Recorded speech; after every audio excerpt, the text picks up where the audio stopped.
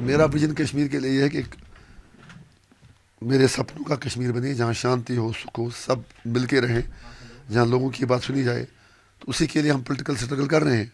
इनको 5.5 साल मिले, मुझे 12 दिन मिले। तो लोगों ने जो भी फैसला दिया होगा उसको स्वीकार करना होगा सबको। इसको हमें बीजेपी और कांग्रेस की लड़ाई में या बीजेपी एनसीए उस एंगल से नहीं देखना चाहिए। इसमें मैं हैरान हूँ। एक तरफ मोदी जी कहते हैं एक विधान, एक प्रधान, एक निशान। अब हमने सारा हटा के पूरा JNK को इंटीग्रेट किया। लेकिन मुझे बताओ किस स्टेट में 5 MLA नॉमिनेटेड हैं? सर, इंजीनियर से छोटा आदमी है, मेरी कोई औकात नहीं है, मैं एक छोटा सा आदमी हूँ। अगर मैं अगर मैं अगर मैं उनके बराबर होता तो किसी में हिम्मत नहीं होती मुझे 5.5 साल तिहाड़ में डालने की।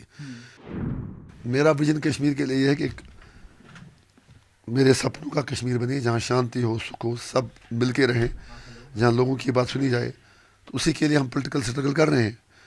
तो आज काउंटिंग का दिन है। लेट अस होप काउंटिंग शुरू हो जाएगी, सब कुछ सामने आ जाएगा। आप क्या देख रहे हैं, किस ओर ये चुनाव जाता हुआ दिखाई? मैं कोई नजूमी नहीं हूँ। I did my best. हमने अपनी कैंपेन चलाई 10-12 दिन। इनको 5.5 साल मिले, मुझे 12 दिन मिले। तो लोगों ने जो भी फैसला दिया होगा उसको स्वीकार करना होगा सबको। कुछ एंटिसिपेशन आपकी कि नहीं, मेरी कोई एंटिसिपेशन नहीं है। Sorry, let us wait. जो लोगों ने मैंडेट दिया है उसका रेस्पेक्ट किया जाए। सब आपके सामने होगा, उसके बाद एनालाइज करेंगे। Thank you.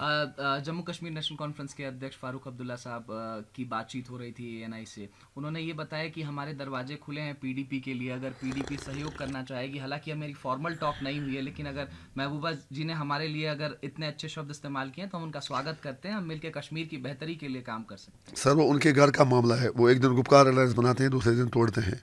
एक दिन DDC इलेक्शन इकट्ठे लड़ते हैं, फिर पार्लियामेंट का इलेक्शन अलग अलग लड़ते हैं। उनका क्या भरोसा, वो आप उनसे पूछ लें, अपने मामले वो जाने। मैं उस पर कोई कमेंट नहीं करना चाहता। भारतीय जनता पार्टी के प्रदेश अध्यक्ष रविंदर रैना सुबह से यज्ञ कर रहे हैं। वो कह रहे हैं कि हमारी सीटें आ रही हैं, हम 46 पार करेंगे और हम इस बार सरकार बना रहे हैं। कश्मीर में नया कश्मीर हम बनाने की तैयारी कर रहे हैं। उनको मुबारक हो। अगर उनको 46 सीटें आती हैं तो फिर मैं इतना कहूँगा 7 और 7 25 होते हैं। तो आप क्या कह रहे हैं कि अब या ये असेंबली इलेक्शन हंग असेंबली की तरफ जाता हुआ? मुझे कोई, आई एम नॉट ए, मतलब मैं कोई भविष्यवाणी करने वाला हूँ नहीं, मैं अंतर्यामी हूँ नहीं। अभी 2 घंटे वेट कीजिए। आप इतनी जल्दी क्यों है? वेट कीजिए, काउंटिंग शुरू हो जाएगी, पता चल जाएगा। कुछ लोग कह रहे हैं कि अभी तो मैच भी स्टार्ट नहीं हुआ है, अभी रिजल्ट भी नहीं आया, लेकिन 5 जो रन है वो ऑलरेडी भारतीय जनता पार्टी के खाते में, क्योंकि नॉमिनेटेड मेंबर्स भारतीय जनता इसको हमें बीजेपी और कांग्रेस की लड़ाई में या बीजेपी एनसीए उस एंगल से नहीं देखना चाहिए। इसमें मैं हैरान हूँ। एक तरफ मोदी जी कहते हैं एक विधान, एक प्रधान, एक निशान। अब हमने सारा हटा के पूरा JNK को इंटीग्रेट किया। लेकिन मुझे बताओ किस स्टेट में 5 MLA नॉमिनेटेड हैं? इस तरह मोदी जी ने एक नया स्पेशल स्टेटस JNK को दिया। दूसरी बात, कश्मीरी पंडित इलेक्शन भी लड़ते हैं, वोट भी डालते हैं, तो नॉमिनेशन किस लिए?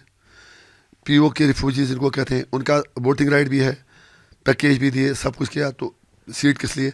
ये यहाँ की डेमोग्राफी को चेंज करने की तरफ उनका कदम है। मुझे अफसोस है कि 5.5 साल NC, PDP, रीजनल पार्टीज, उन्होंने उस पर कोई बात ही नहीं की। बिल्कुल अनएक्सेप्टेबल है, अनडेमोक्रेटिक है, अनकॉन्स्टिट्यूशनल है। ये होना ही नहीं चाहिए। मेरा इतना मतलब है कि होना ही नहीं चाहिए। फिर अपर हाउस का, फिर लोअर हाउस का मतलब ही क्या है? इंजीनियर साहब, आपने ये चुनाव देखा जो 10 बरस के बाद, आप इतने अनुभवी नेता माने जाते हैं। मैं कहाँ अनुभवी? मैं तो अभी 10 साल हो गए सियासत में, 5 साल में जेल में मैंने गुजारे। अनुभव जिनके पास है तो उनसे आप पूछते नहीं। हाँ, बताएं। आपने जब ये चुनाव देखा 10 बरस बाद घाटी में, तो क्या कुछ नयापन दिखाई दिया आपको? आज तो कश्मीरियों की बेबसी, कश्मीरियों की हेल्पलेसनेस, हिंदुस्तानी मीडिया की गुंडागर्दी आज कश्मीरियों के आके मुंह में माइकें घुसा रहा है। ये तो बताओ, ये तो बताओ। 5.5 साल किसी ने घास भी नहीं डाली, कुत्ता भी नहीं पूछा कश्मीरियों को। आज आप सिर्फ, आपसे मतलब आप पर्सनल नहीं, डोंट टेक अदरवाइज। नहीं तो सर सबकी मैं सर मैं ओवरऑल कह रहा हूँ। आज मीडिया हाउसेस सिर्फ ये देखना है कि कश्मीरी जिंदा हैं, मर गए हैं, तो बाकी कुछ बदला नहीं है। सर, हम ANI के तौर से कहना चाहते हैं कि हम इंजीनियर राशिद साहब के पास गए, महबूबा जी के पास गए, उमर अब्दुल्ला साहब के पास गए, कांग्रेस में गए, हम हर जगह। सर, इंजीनियर से छोटा आदमी है, मेरी कोई औकात नहीं है, मैं एक छोटा सा आदमी हूँ। अगर मैं उनके बराबर होता तो किसी में हिम्मत नहीं होती मुझे 5.5 साल तिहाड़ में डालने की। मैंने कुछ अपराध किया नहीं, पॉलिटिकल प्रिजनर हूँ, और पूरे देश में ऐसे पेश किया गया जैसे मैं कोई बहुत। मैं आगे कुछ नहीं कहना चाहता हूँ, कोई बात नहीं, टाइम मिल जाए। हम ऐसा नहीं कह रहे, लेकिन इंजीनियर साहब को कई लोग किंग मेकर बना रहे हैं, कह रहे हैं कि इस बार सरकार किसी की भी हो, सरकार बनाएंगे इंजीनियर राशिद। मैं ऐसा कुछ भी नहीं सोचता, न मुझे ये परेशानी है। मैंने बार बार आपसे कहा, मैं MP बना हूँ लोगों के वोट से। हमने पार्टी बनाई, हमें रजिस्ट्रेशन नहीं दी गई, हमें कॉमन सिंबल तक नहीं दिया गया। हमें इतना पता है हमें अच्छे वोट मिल रहे हैं, सीटें कितनी मिलेंगी आई डोंट नो। अगर आज कोई सरकार बन जाती है, नंबर्स आ जाते हैं, चाहे वो भारतीय जनता पार्टी के पास आए, चाहे NC कांग्रेस में आए, तो आप या फिर PDP के पास आए, तो आप उनसे क्या कहना चाहेंगे? इंजीनियर राशिद का मैसेज क्या होगा? आप 4 दिन बाद अब कश्मीर में भी नहीं रहने वाले। मेरा मैसेज उनके लिए ये होगा कि इक़्तिदार आता है जाता है, पावर कोई परमानेंट चीज़ नहीं है। जब भी कोई इक़्तिदार में बैठता है, सिंहासन में बैठता है, उसको लगता है कि मैं कभी छूटूंगा नहीं।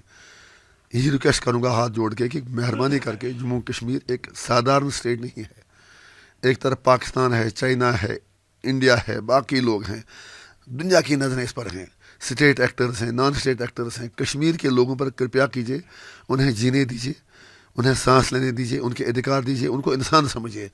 इसको हिंदू मुस्लिम मत बनाइए, इसको आप एक मानवता की हैसियत से देख लीजिए।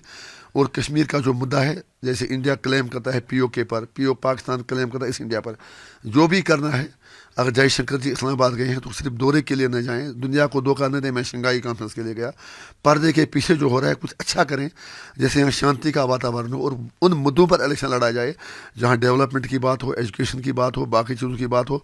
लेकिन जब मारा मारी हो, जहाँ अपसफा लगा हो 35-37 साल से, जहाँ 1 लाख लोग कब्रों में सोए हों, जहाँ कश्मीरी पंडित बाहर हों, जहाँ करना, कैरन, उड़ी, मत्सल के हज़ारों फैमिलीज पाकिस्तान भाग गए हों, वहाँ आप सियासत की क्या बात करेंगे? इसलिए मेरी सबसे गुजारिश होगी, जो भी सरकार बनाए, let them become bridges between people of Jammu and Kashmir and New Delhi, so that our sufferings come to an end and people live with honor, dignity and self-respect. Thank you. Engineer साहब, हो गया। a last question. Every political party has targeted Engineer Rashid. Why is it so? You have risen like a rising star in the politics of the valley, sir. मेरे लिए कोई मतलब मुद्दा ही नहीं है। आप आगे जब भी आप आते हैं तो यही मेरा कमरा है, यहाँ ही मैं सोता हूँ, यहाँ आपसे भी बात करता हूँ, लोगों से भी बात करता हूँ। I try to be one among the masses. अब अगर वो डरते हैं तो मुझे उसमें क्या परेशानी है? अब अगर वो मुझे अब वो सारे टारगेट करते हैं, आई हैव नो इश्यूज। मेरी उनसे यही गुजारिश है कि डरो मत, मैं आपका कुछ नहीं बिगाड़ने वाला हूँ। अगर वो मेरी तरह की राजनीति करेंगे, कोई नहीं, 1-2 साल उनको मोदी से जेल में रखेगा, लेकिन 370 भी वापस आएगा, 35 से भी वापस आएगा। वो शब्दों के खिलाड़ी हैं, मैं काम करने वाला हूँ। फ़र्क इतना है। आगे अभी इब्तिदाई इश्क है, रोते हैं क्यों, आगे आगे देखिए होता है क्या।